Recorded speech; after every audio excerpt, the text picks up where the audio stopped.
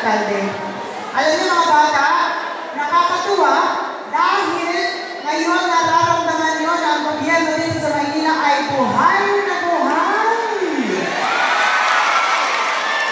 Napatid, ang safety ninyo pag tumama sa kali ng Nagriwan, naisip ng ating napakagaling na alkalde na si Yorme.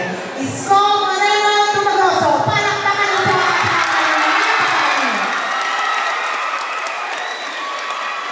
alam niyo mga bata, makakaasa kayo na habang narito ang ating alkalde na ako'y sumusuporta sa kanyang likuran.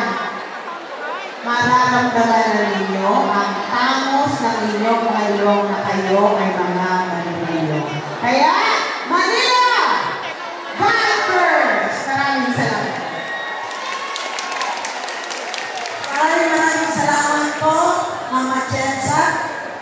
Talaga naman po, sa ikasandang taon na pagkakatatag ng Florentino Torres, umaapaw ang mga biyaya.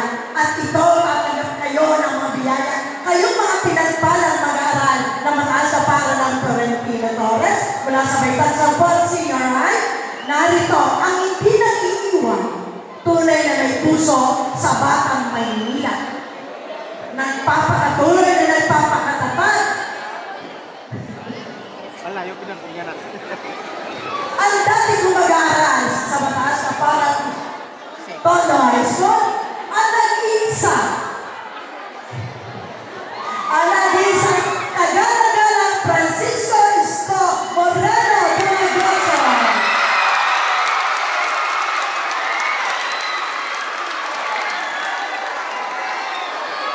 Alam niyo ba sila, teacher ko? Teacher ko ng high school yan sa Tondo High School. Anyway, hi! Hello! See, hindi ako nagkamali, kayo ang pinili ko.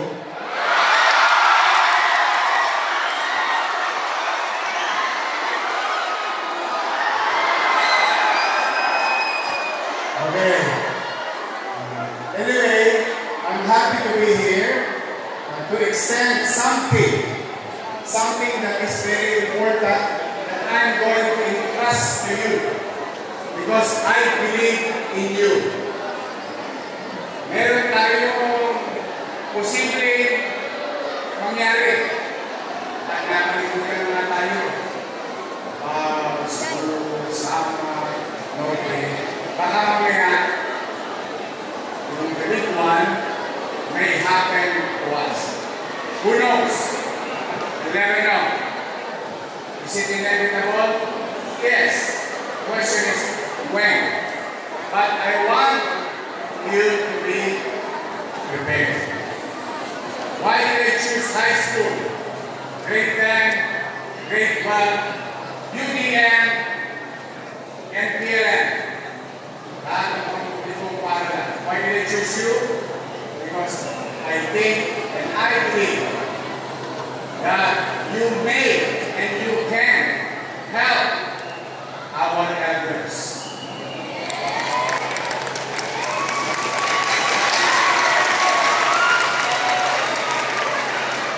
And you may and you can help our youngsters.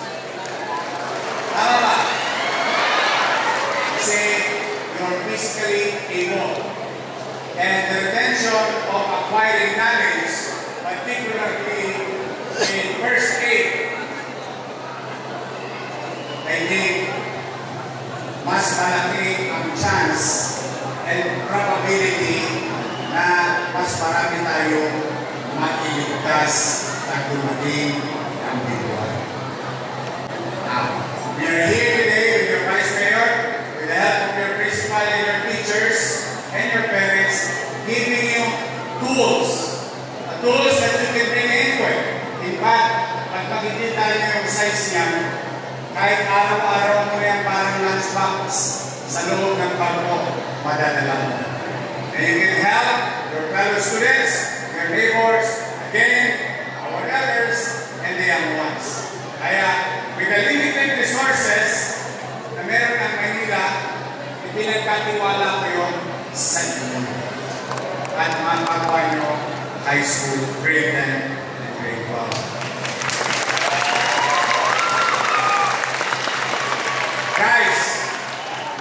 you think you can do it? We promise? You will help? You will show care?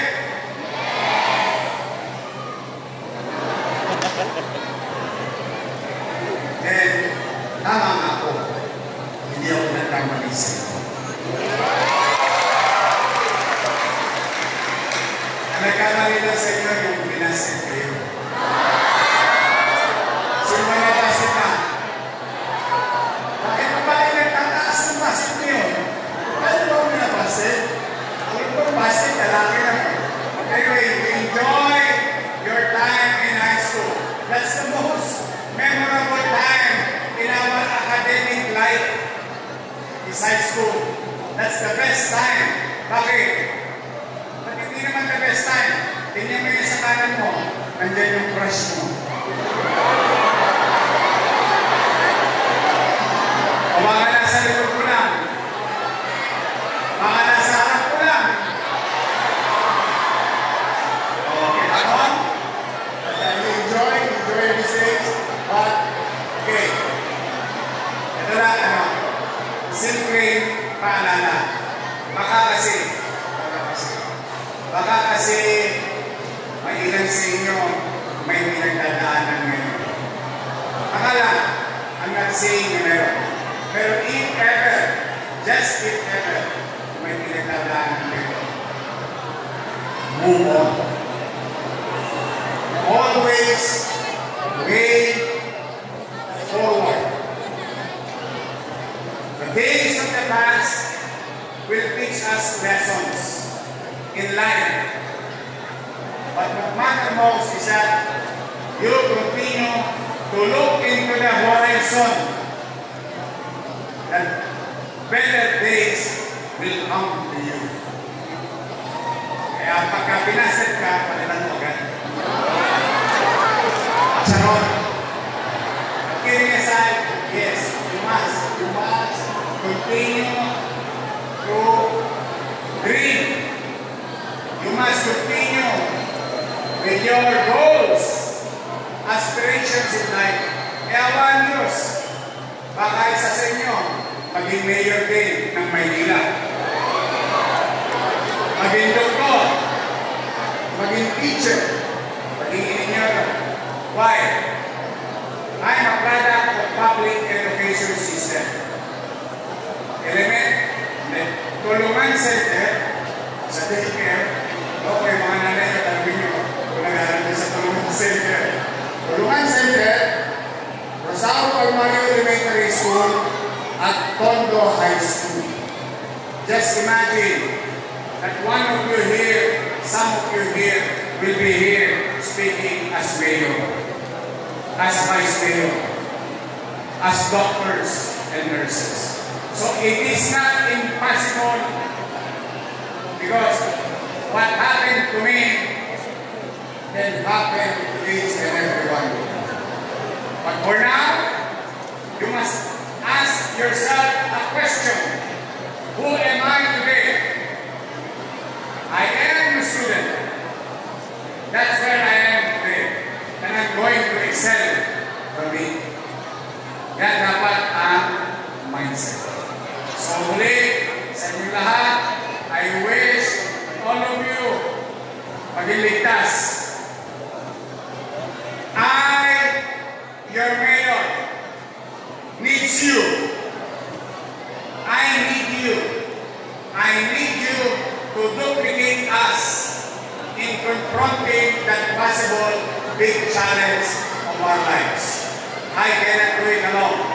We must come together, all of us, pagdating ng takdang ano. And I hope hindi mangyari. But, hindi ko naman, matatalino, magagaling, wapo't maganda ang mga batang Maynila. Maganda ba kayo? Wapo ba kayo?